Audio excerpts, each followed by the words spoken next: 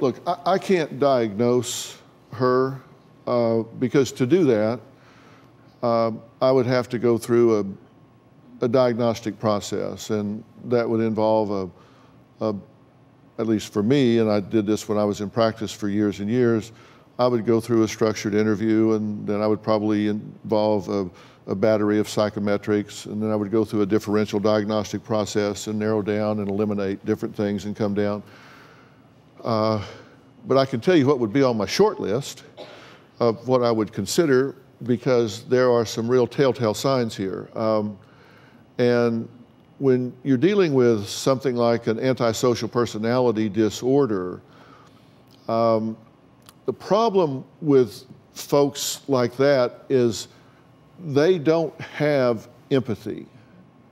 They don't have the ability to put themselves in someone else's shoes and experience what that person would feel.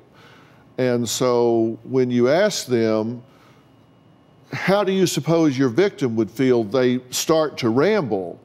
And they tell you, she's actually said probably 10 times, I can't imagine.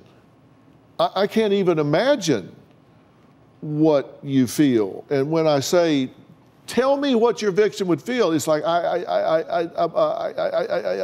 they don't even know how to fake that. They don't know how to do that. You've heard no real sense of remorse come out of her because she doesn't feel that. And you're right, when she wrote the apology, there was no real remorse in the apology because I don't think she knows how to really feel remorse, and she doesn't know how to empathetically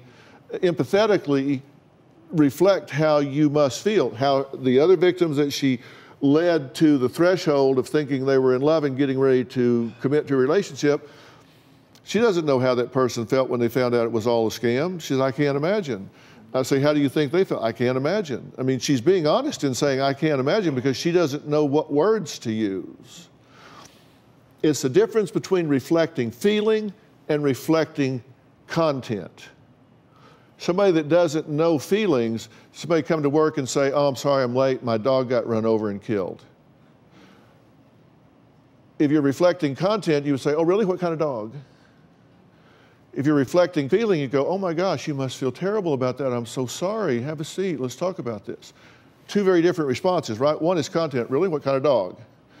The other is feelings. Let's talk about how you must feel having experienced that loss.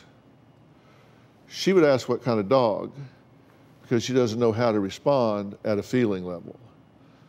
So much of this, it makes sense. This makes a lot of things that have happened in the past with us make a whole lot of sense. How so?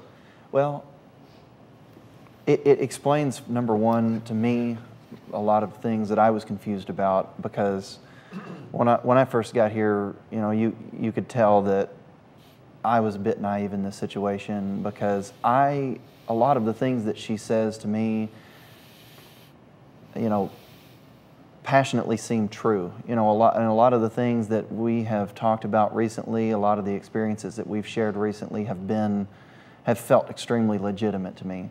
But then when I remember things that have happened in the past, I never could understand why I couldn't get her to see things from my perspective. I do remember having those feelings a lot of times to where I didn't understand why I couldn't get her to understand how I was feeling. And so that backs up what you're saying.